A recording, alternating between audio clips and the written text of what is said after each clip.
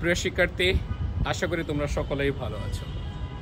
বিশেষ সহ প্রতিযোগিতামূলক পরীক্ষায় যত প্রশ্ন আসে তার মধ্যে অন্যতম হচ্ছে সীমানা চিহ্নিতকরণ রেখা, অর্থাৎ একটি দেশের সাথে আরেকটি দেশের যে বর্ডার ডিভাইডেড করার জন্য যে রেখা বা লাইন দেয় সেটা হচ্ছে বর্ডার লাইন বা সীমানা চিহ্নিতকরণ রেখা। পৃথিবীতে টোটাল দেশ হচ্ছে 195টি। তাহলে এরকম শত শত কি রয়েছে, সীমানা চিহ্নিতকরণ রেখা রয়েছে। আসলে কি এতগুলো পাওয়ার দরকার আছে? না, আমি আজকে তোমাদের গুনে গুনে 17টি সীমানা চিহ্নিতকরণ রেখার নাম বলে দিব, যে 17টি পড়লে এই সীমানা চিহ্নিতকরণ রেখা থেকে যদি কোনো প্রশ্ন আসে তাহলে অবশ্যই তুমি কমন পেয়ে যাবে।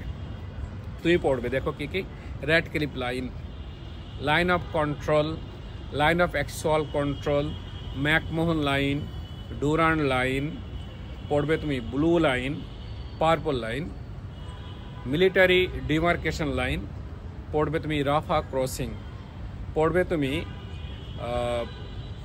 ম্যানারহেইম লাইন। পড়বে মেজিনো লাইন, জিগফ্রিড লাইন, সোনোরা লাইন। পড়বে তুমি 17 ডিগ্রি অক্ষরেখা, 38 ডিগ্রি অক্ষরেখা, 49 ডিগ্রি অক্ষরেখা। এই যে লাইনগুলোর নাম আমি বললাম, এগুলো যদি তুমি পড়তে পারো যে কাদের কাদের সীমানা ভাগ করেছে, তাহলে পরীক্ষাতে অবশ্যই তুমি একটি প্রশ্ন কমন পেয়ে যাবে যখন এই টপিক থেকে প্রশ্ন আসবে। সো সকলে ভালো থাকো।